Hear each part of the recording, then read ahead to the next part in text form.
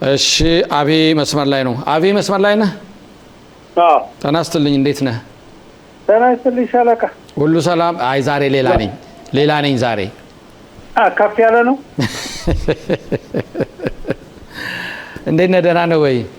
ደህና ነን እኛ ፈረንጅ ሀገር ቀምጠን እኛ በእኛ አልተሳሳብንም። ማን ይሾመናል? ልክ ነህ፣ እሱ ልክ ነህ። አዎ የግድ ይላል።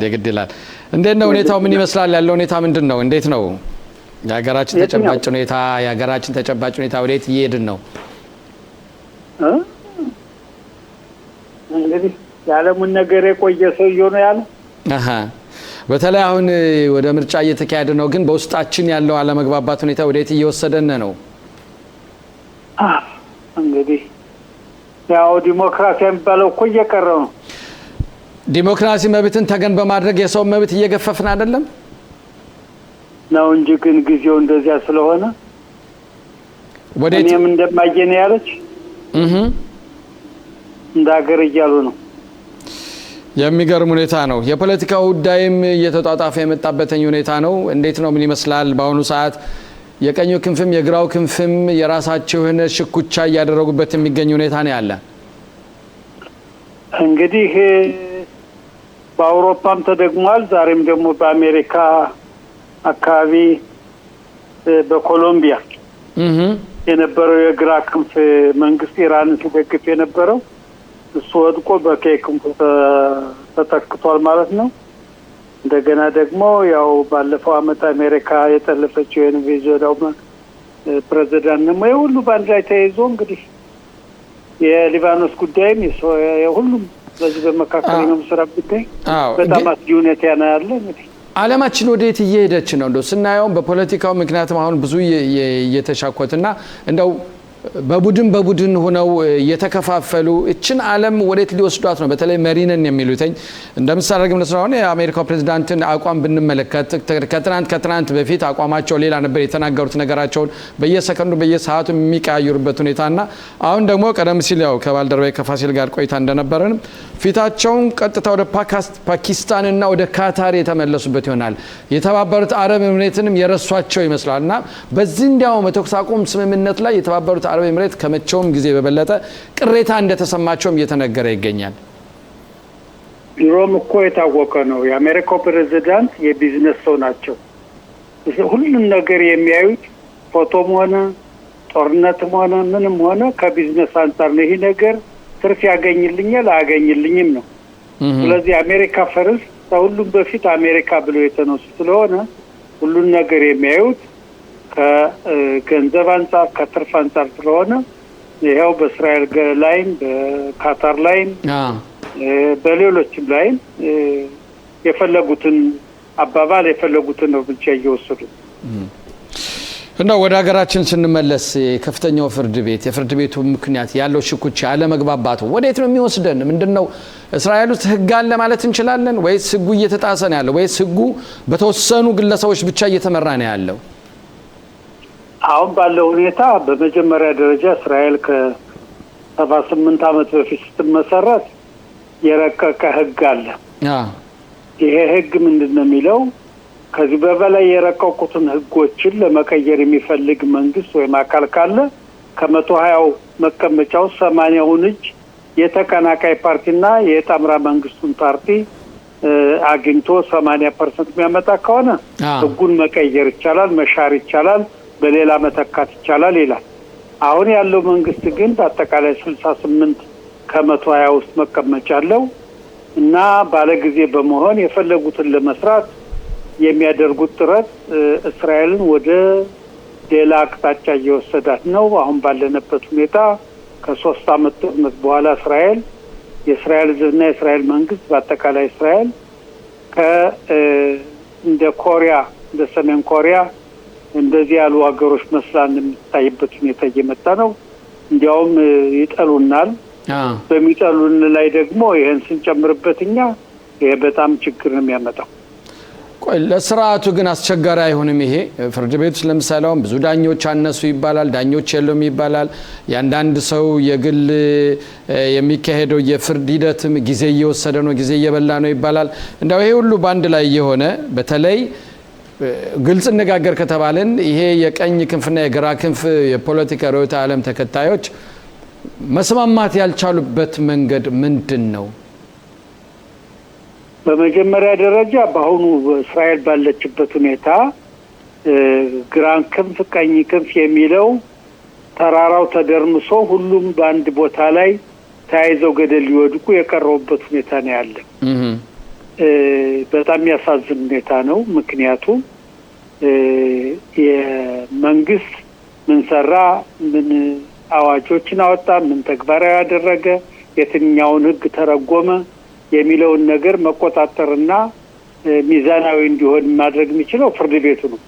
አሁን ባለው ሁኔታ ግን ቅድም እንዳልኩት 80% አግኝቶ ህጉን መቀየር ሲገባ እንዲሁ ዝም ብሎ በዘፈቀደ የሚደረገው ሁኔታ እስራኤልን መጥፎ ደረጃ እየጣለ ነው። ለምሳሌ የጋዛ ሰርጥና የይሁዳና ሳማሪያ ክልሎች በእስራኤል ቅኝ ግዛት አሉ ብለው ነው የሚያምኑት የዓለም ሀገራት እና በዚህ አካባቢ የሚደረጉ ጥፋቶችን ወይም የሚደረጉ ወታደራዊ እንቅስቃሴዎችን የእስራኤል መንግስት በፍርድ ቤት ከፍተኛ የእስራኤል ፍርድ ቤት ከፍተኛ ታዋቂነት ስለሆነ እስራኤል የምታሳልፈው ውሳኔ በዓለም መንግስታት ዘንድ በዓለም ሀገራት ዘንድ ተቀባይነት አለው። አሁን ግን ባለው ሁኔታ እንግዲህ ወታደርነት የምናገለግል ሰዎች በሙሉ ውጭ ሀገር ስነድ የምንታሰርበት የምንፈተሽበት የምንያዝበት ጊዜ እየመጣ ነው። ምክንያቱም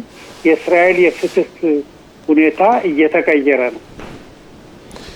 ይሄ ነገር ግን እስከመቼው ሊቀጥል የሚችለው? እንደዚህ ብሎ እንዴት ነው መቀጠል የሚቻለው? አሁን ነገ ማልዳም እኮም እንደዚህ ነገር ጫና እየፈጠረ ሲመጣ ነገሮች ሁሉ እየተቀየሩና በየንበት የቦታ ሁሉ መሳደድ ሊመጣ ነው። እንግዲህ በአገሪቱ ወይም ዓለም የሚጠብቀው ምንድነው?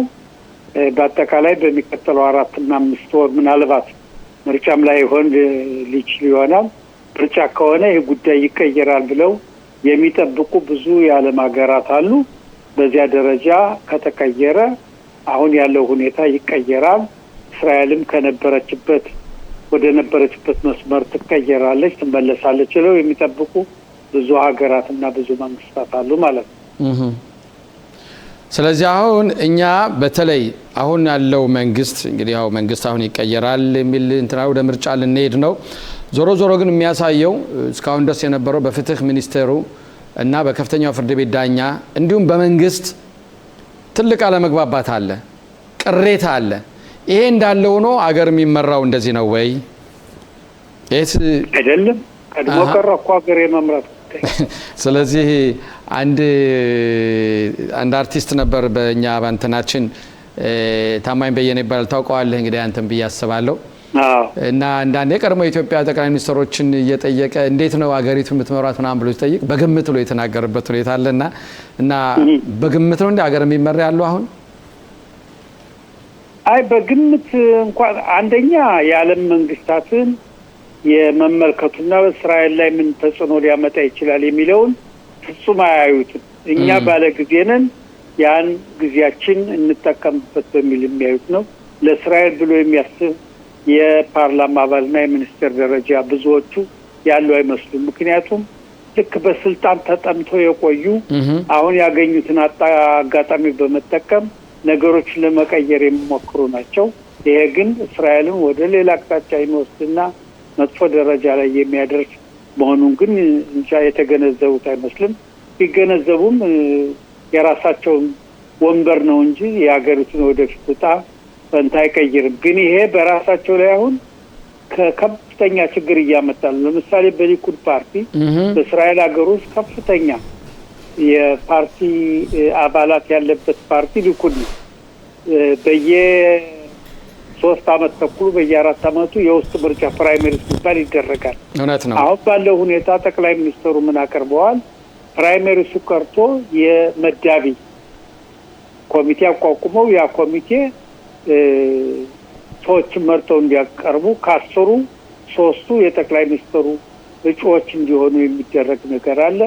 ይህ ጉዳይ በሊኩድ ፓርቲ ውስጥ ከፍተኛ ቅራኔን እያስከተለ ነው። ይሄን ለማድረግ የሚያስገድዳቸው ምንድን ነው? ፕራይመሪዝ ላለማድረግ ነው ወይስ ለምንድን ነው?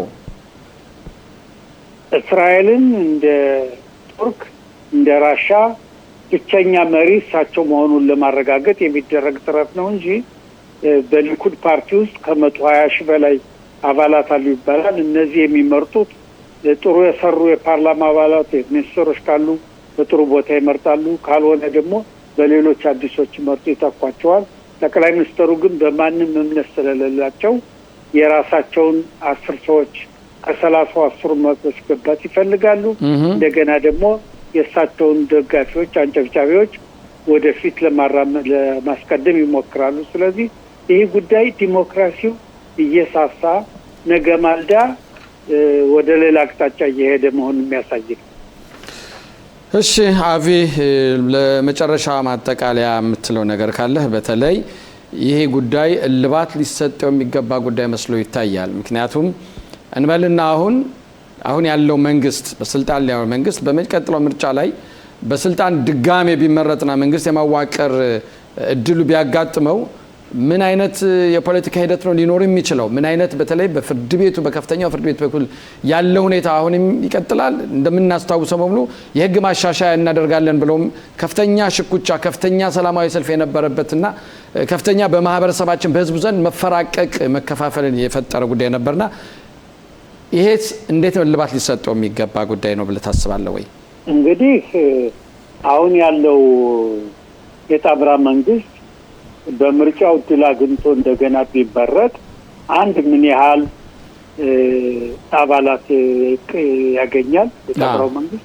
ሁለተኛ ይሄ በደንብ ተረጋገጠለት ማለት ነው። የበላይነቱን ህጉን የመቀየር ሂደቱን ሁኔታውን በሙሉ ከዲሞክራሲ መውጣቱን በሙሉ የሚያሳይ ሂደቶች ሊፈጠሩ ይችላሉ። ለምሳሌ አሁን ባለው በዚህ 3 አመት ባሳለፍነው በጋዛ ሰርጥ ጦርነት፣ በኢራን ጦርነት፣ በሊባኖስ ጦርነት እስራኤል እና አሜሪካ በተለይ እስራኤል በጦርነቱ ሙሉ በሙሉ አሸንፋለች። ግን ይሄ የማሸነፍ ሂደት በፖለቲካዊና በድርድር ባለመጨረሱ ያው አሜሪካ ቁጭ አርጋን ቅድም እንዳልነው ወደ ሌላ ዓለም ገብታለች። ሌሎች ወዳጆች ሌሎች መሰል እንደ ቱርኪያ እንደ ሶሪያ መሪ እና እንደ ሌሎች መሪዎች ወደዚያ እየተሄደ ነው። ስለዚህ ምናልባት እንዳልኩት አሁን ያለው መንግስት ስልጣኑን ከያዘ ያው እስራኤል ዲሞክራሲ መሆን አቀርቶ ሌላ እንደነ ቱርክ እንደነ ራሻ ያለ መንግስት ይቋቋማል። ከዚያ በኋላ እንግዲህ ህዝቡ ምን እንደሚያደርግ ህዝብ ይወክላል።